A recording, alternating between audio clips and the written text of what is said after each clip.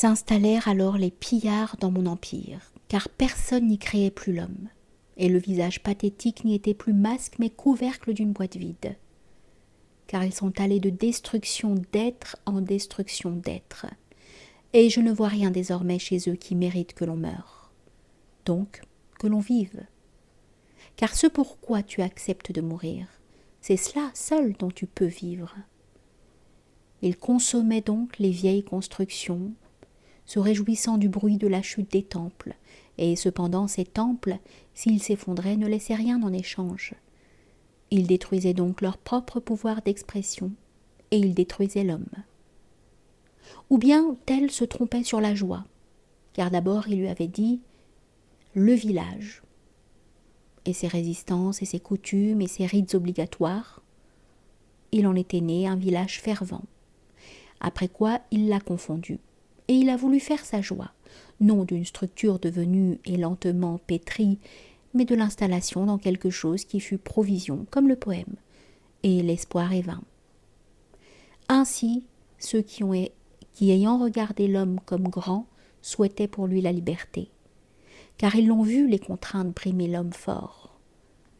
Ils ont vu les contraintes brimer l'homme fort, et certes l'ennemi qui te fonde en même temps te limite, mais supprime l'ennemi, et tu ne peux même pas naître. Celui-là aussi a cru à la joie comme donnée par les provisions, simplement savourer le printemps.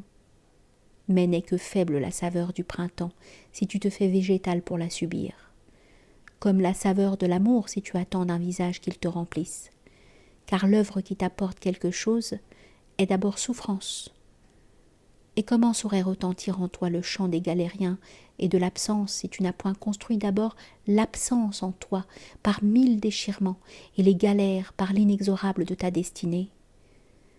Celui-là qui longtemps a ramé sans espoir vers l'aube éprouve le chant des galères, et celui-là qui eut soif dans le sable éprouve le chant de l'absence.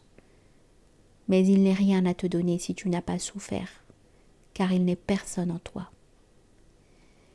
Et le village n'est point ce poème dans lequel tu peux installer tout simplement dans la chaleur de la soupe du soir, et la fraternité des hommes, et la bonne odeur du bétail rentré, et te réjouissant du feu de joie sur la place à cause de la fête, car que nourrait la fête en toi, si elle ne retentit point sur autre chose, si elle n'est point souvenir de libération après l'esclavage, amour après la haine, ou miracle dans les désespoirs? Tu ne serais ni plus ni moins heureux que l'un de tes bœufs. Mais le village en toi s'est lentement construit, et pour atteindre ce qu'il est, tu as lentement gravé une montagne.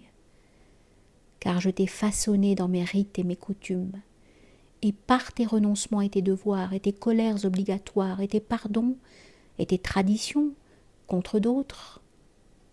Et ce n'est point ce fantôme de village qui te fait ce soir chanter le cœur. Il serait trop facile d'être homme. C'est une musique lentement apprise, et contre quoi tu as lutté d'abord. Mais toi, tu vas dans ce village et ses coutumes, et de t'en réjouir, tu les pilles, car elles ne sont point amusement et jeu, et si tu t'en amuses, nul n'y croira plus, et il n'en restera rien, ni pour eux-mêmes, ni pour toi.